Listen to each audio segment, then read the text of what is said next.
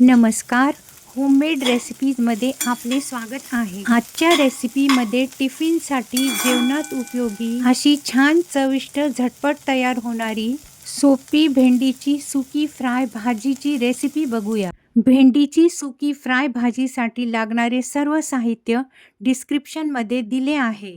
प्रथम भेंड्या स्वच्छ धुवून कोरड्या कापडाने पुसल्यानंतर त्यांची देठे काढून कापून घ्यायच्या. कांदे, कोथिंबीर ह्याप्रमाणे बारीक कापून घ्यायचे. भेंड्या अजिबात ओलसर नको, नाहीतर भाजी स्टिकी होते.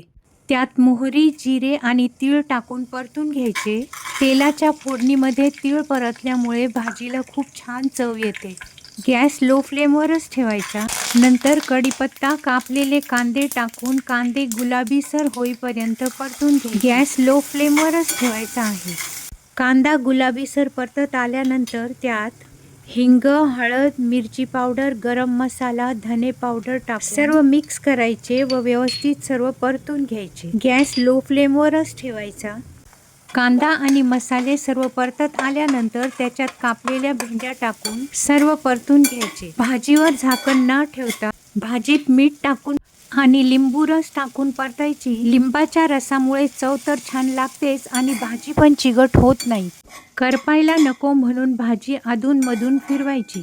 भेंडीची भाजी जास्त वेळा फिरवायची नाही. शेवटून भाजीत अगदी थोडीशी कसुरी मेथी टाकून भाजी परतायची. कसुरी मेथीमुळे पण भाजी खूप छान लागते. भाजी मऊसर झाल्यानंतर गॅस बंद करायचा. ही भाजी खूप कमी वेळात तयार होते.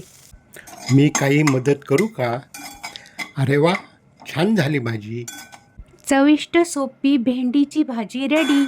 ही भाजी पुरी, चपाती, वरण भाताबरोबर खूप छान लागते. हेल्दी खा, आनंदी रहा. रेसिपी आवडल्यास लाईक अँड सबस्क्राईब करा. धन्यवाद.